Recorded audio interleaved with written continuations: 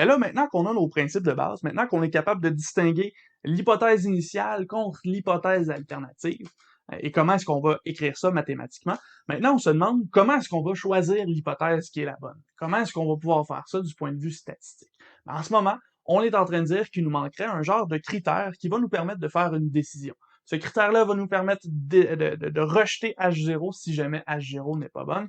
Et ce genre de critère-là, c'est ce qu'on peut voir dans cette section-ci.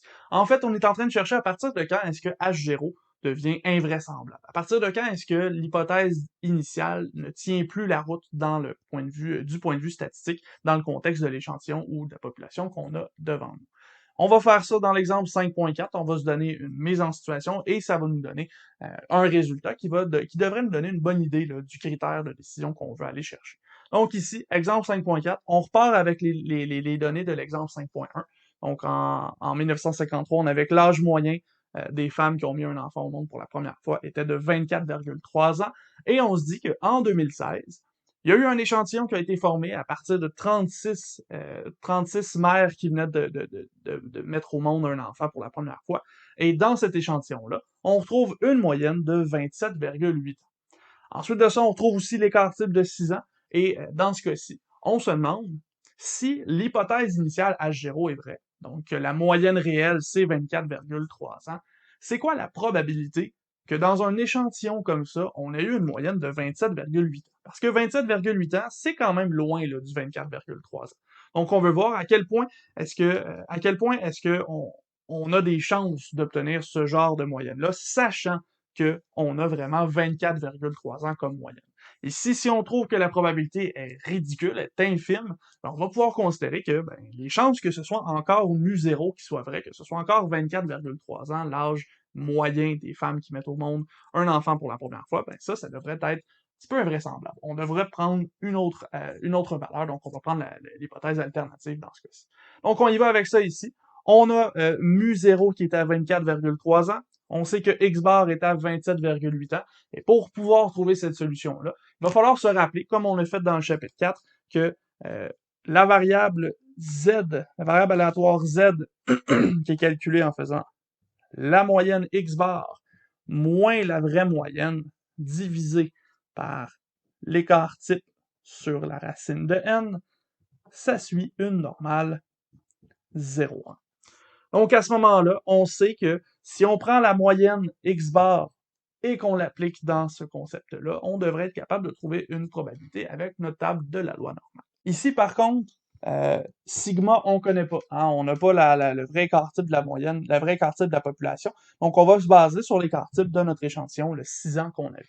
À ce moment-là, on va dire que Z va être environ égal plutôt à x bar moins mu0 divisé par S sur la racine de n. Et ça va suivre une normale 0,1. C'est ce qu'on va utiliser ici pour aller chercher la probabilité. Maintenant, quelle probabilité nous intéresse? En réalité, là, on est en train de se demander c'est quoi les chances que x bar soit égal à 27,8, mais on pourrait simplifier ça plutôt qu'une probabilité égale avec la loi normale, ça n'existe pas. Une probabilité ponctuelle, ça vaut 0. Nous, ce qu'on va plutôt voir, c'est aller chercher c'est quoi la probabilité d'être plus grand ou égal. Parce que si on est plus grand ou égal, on va se rendre compte que on traite pas mal la même situation et ça va nous permettre de voir c'est quoi les chances qu'on soit rendu dans cette extrémité-là si on a une moyenne de 24,3 ans. Donc, ce qu'on cherche, c'est la probabilité que x bar soit plus grand ou égal à 27,8. Dans ce cas-ci, cette probabilité-là, sur x bar, on peut la modifier pour obtenir la loi normale. Donc, on va aller chercher la probabilité que x bar moins mu0 sur S divisé par la racine de n soit plus grand ou égal à 27,8 moins 24,3 divisé par 6 sur la racine de 36. C'est cette probabilité-là ici qui va nous intéresser. À ce moment-là, on est en train de calculer la probabilité que la normale 0,1 soit plus grande ou égale à cette expression-ci, ici, là, 27,8 moins 24,3, dans ce cas-ci, on arrive à 3,5. Et 6 divisé par la racine de 36, ben là, racine de 36, ça donne 6. Donc 6 divisé par 6, ça donne 1. on est en train de vérifier c'est quoi la probabilité que z soit plus grand ou égal à 3.5 dans ce cas-ci. Donc, probabilité que z soit plus grand à 3.5. Et là, ici, selon la table de la loi normale, on sait qu'aller chercher quelque chose de plus grand ou égal à une valeur, ça va être trop complexe. On va plutôt aller chercher l'inverse. Donc, on va aller chercher qu'est-ce qui est en dessous de 3.5. Et là, comme on a une table particulière qui nous donne ce qui est au-dessus de 0 jusqu'à la fin, on va aller chercher 0,5 moins la probabilité que z soit entre 0 et 3,5. À ce moment-là, il ne nous reste plus qu'à trouver cette probabilité-là, et ça devrait nous donner la valeur qui nous intéresse. Donc, on va aller chercher ça dans notre table de la loi normale, puis on revient par la suite avec ce qui nous intéresse ici. Donc, voilà notre table de la loi normale. Nous, on cherche la probabilité d'être entre 0 et 3.5. Donc, on va aller cibler 3.5 dans la première colonne, et 3.5, on le trouve ici. La valeur de 3.5 qui est associée pour la probabilité, c'est 0,4998. Donc 0,4998, c'est ce qu'on va utiliser dans notre calcul. On va faire 0,5 moins cette valeur-là pour obtenir la probabilité qui nous intéresse. Donc 0,5 moins 0,4998, comme on l'a dit, ça nous donne 0,0002. Ça ici, en pourcentage, ça donne quoi? Ça donne 0,02%. Est-ce que c'est considérable, ça? Est-ce que c'est une grande valeur? Est-ce que c'est une grande probabilité dans ce cas-ci? Ben ici, non, pas vraiment. C'est pas mal trop petit, ça, comme probabilité. C'est quelque chose qui vaut pas vraiment la peine. C'est quelque chose qui est un petit peu invraisemblable dans ce cas-ci.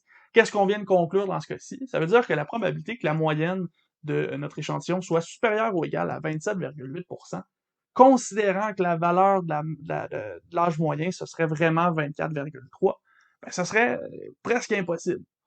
Donc, on serait tombé sur une situation presque impossible dans ce cas-ci pour notre échantillon. La vraie conclusion qu'on va tirer de ce résultat-là ici, plutôt que de se dire qu'il n'y a juste pas beaucoup de chance puis on est tombé sur un cas particulier, ce sera de se dire que, ben, je pense que 24,3 ans, là, ça, c'est un petit peu dépassé. C'est un petit peu désuet, là. On devrait plus utiliser ça 24,3 ans.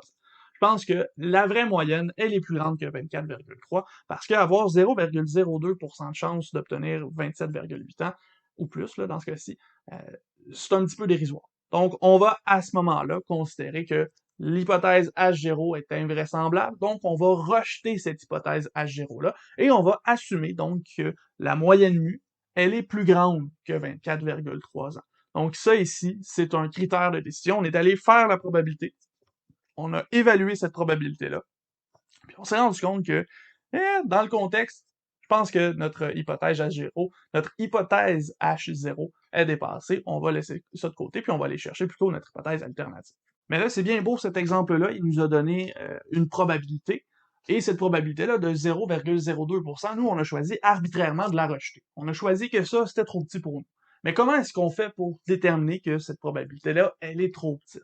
Ben, à ce moment-là, c'est ici qu'on va faire entrer en jeu ce qu'on appelle le seuil de signification. À partir de ce seuil de signification-là, qu'on va décider de rejeter ou pas H0, et en rejetant ou pas H0, on accepte qu'on a un risque d'avoir rejeté H0 alors que c'était vrai. Donc, dans ce cas-ci, si par exemple on avait 0,02% pour la moyenne et que là, ben ça c'est trop petit, on l'a rejeté, ben il y a un risque, un pourcentage de chance qu'on ait rejeté quelque chose qui était bon.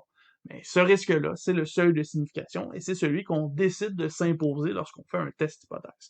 On va noter ce seuil de signification-là alpha, comme avec nos intervalles de confiance, on choisit alpha comme lettre grecque qui va représenter ce seuil de signification-là.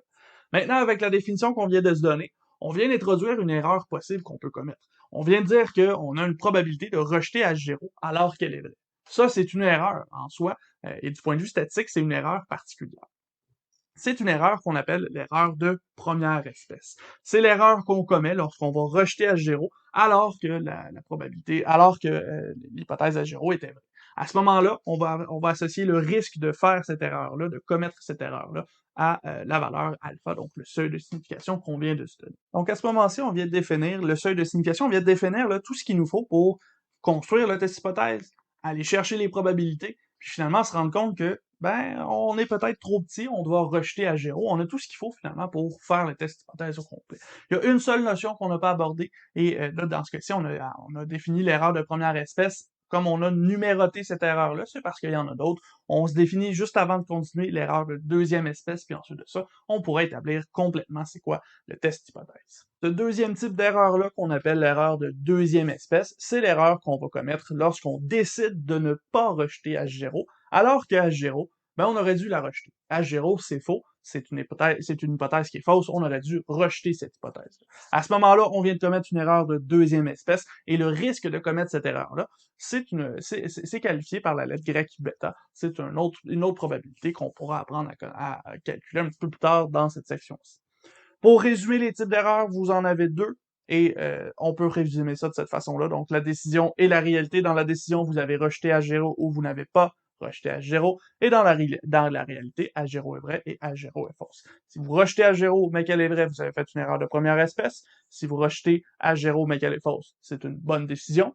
Si vous ne rejetez pas H0 et qu'elle est vraie, c'est une bonne décision. Si vous ne rejetez pas H0 et qu'elle est fausse, alors on parle ici d'une erreur de deuxième espèce. Pour bien illustrer ça, l'auteur de votre manuel a une super belle analogie qui fonctionne très bien. On pourrait comparer ici les erreurs de première et de deuxième espèce aux erreurs que peut commettre un détecteur de fumée. En effet, si on a un détecteur de fumée, qu'on pose l'hypothèse H0 comme étant il n'y a pas d'incendie et l'hypothèse H1 comme étant il y a un incendie, à ce moment-là, si votre détecteur de fumée il est trop sensible et qu'il détecte de la fumée lorsque vous faites des toasts le matin, on déclenche le détecteur, puis là, ça se met à sonner super fort, on a mal aux oreilles, puis il est 7 heures le matin, c'est pas agréable. Ici, on vient de commettre une erreur de première espèce. Il n'y avait pas d'incendie, mais on a rejeté le fait qu'il n'y avait pas d'incendie, donc on a sonné pour indiquer aux gens, attention, il y a un incendie. Ici, le détecteur de fumée a commis une erreur de première espèce. D'un autre côté, si la sensibilité de votre détecteur de fumée n'est pas assez élevée, là, il y a le feu dans la cuisine. Il y a vraiment un feu, et il faudrait que le détecteur se mette à sonner pour indiquer à tout le monde, sortez de la maison, il y a le feu. Mais si la sensibilité n'est pas assez élevée et que le détecteur ne détecte pas la fumée, il ne va pas sonner. Donc le détecteur, en ne sonnant pas, indique qu'il n'y a pas d'incendie, alors qu'il y en a un pour vrai, là. Il faudrait qu'il dise qu'il y a un incendie. Le détecteur de fumée a commis une erreur de deuxième espèce. Donc, on a vraiment les deux erreurs qui peuvent être commises à partir de notre situation du détecteur de fumée.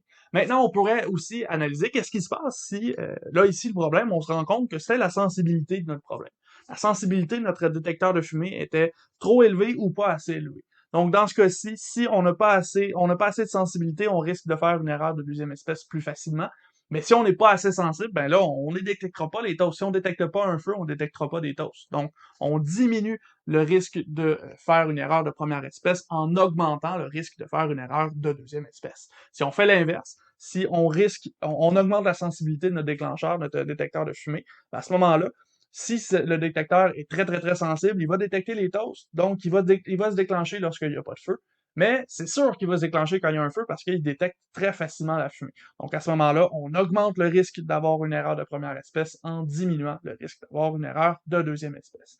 Évidemment, là, dans la vraie vie, on sait tous que c'est la première espèce qui est favorisée pour les détecteurs de fumée. On augmente la sensibilité le plus possible parce que si on a un feu, on veut pas que des gens meurent brûlés, donc on veut pas avoir une erreur de deuxième espèce. On y va vraiment avec l'erreur de première espèce. C'est quoi qu'il y a de mal à avoir un petit peu mal aux oreilles si on ne meurt pas brûlé? Donc ici, détecteur de fumée, une bonne façon d'illustrer le principe des premières et deuxième espèces, puis on comprend que les deux sont interreliés. Hein? Si on augmente le risque de première espèce, on diminue celui de deuxième et vice-versa dans ce cas-ci. Ceci étant dit, on vient de faire le tour des erreurs, on vient de faire le tour du seuil de signification. Il nous reste plus qu'à établir la démarche là, de notre test hypothèse. On va voir en détail qu'est-ce que c'est le test hypothèse, comment est-ce qu'on le fait, et c'est ce qu'on fait dans la section 5.1.3. Allons-y avec la marche à suivre, donc la liste d'épicerie qui va nous permettre de toujours faire nos tests hypothèses. Maintenant qu'on a toutes les informations, on est capable de faire cette liste-là. Donc, si on revient dans le passé, qu'est-ce qu'on a fait dans cette section-ci? On a commencé par émettre des hypothèses, formuler nos hypothèses, H0 et H1. Donc, en premier, on y va toujours avec des hypothèses. De toute façon, dans la démarche scientifique, lorsqu'on commence, on y va toujours avec des hypothèses. C'est au départ qu'on fait ces hypothèses-là. Ensuite, on va choisir le seuil de signification alpha. Donc, quel est le risque de se tromper ici? C'est là qu'on le choisit en 2. Une fois que c'est fait, on va vérifier qu'on peut effectivement appliquer notre test hypothèse. Donc, on vérifie des conditions d'application, conditions sur la loi normale, conditions sur l'estimation par l'approximation, par exemple, par la loi normale, des choses comme ça. Ensuite de ça, en 4, On va déterminer la ou les valeurs critiques. Ça ici, on n'en a pas vraiment parlé encore, mais ce que ça va être en réalité, là, c'est un chiffre à partir duquel notre probabilité, on l'envoie aux poubelles puis on rejette H0. Donc, à partir de quelle valeur est-ce qu'on va rejeter dans ce cas-ci? C'est à l'étape 4 qu'on va déterminer cette valeur-là officiellement. Ensuite de ça, on va en 5 formuler la règle de décision. Donc, cette règle-là va généralement avoir l'allure de on rejette H0 si telle valeur on a une valeur qui est plus grande ou égale à un certain chiffre. Donc, formuler la règle de décision. Ensuite, en 6, on va calculer notre statistique. Donc, on va aller vérifier est-ce qu'on est plus grand ou égal à cette valeur-là, est-ce qu'on est plus petit ou égal, des choses comme ça. Et finalement, en 7, on prend la décision. Donc, c'est à la dernière étape qu'on va décider si on rejette ou non H0. Donc, savoir lequel des deux est la bonne. Donc, ceci étant dit, on a notre test hypothèse enfin qui est établi. On a vu comment est-ce qu'on pouvait aller chercher chaque étape de ce test hypothèse-là, presque là, à part la valeur critique. Donc maintenant, on est prêt à en faire des tests d'hypothèse. Donc c'est ce qu'on va continuer à faire dans le chapitre 5. Pour l'instant, on va s'arrêter ici par contre. On en a fait assez. Ça fait assez longtemps qu'on travaille là-dessus. On a bien établi le test hypothèse. Donc on prend une pause. On se retrouve dans une prochaine vidéo avec la section 5.2 où là, on va commencer des tests hypothèses, mais sur une moyenne pour commencer.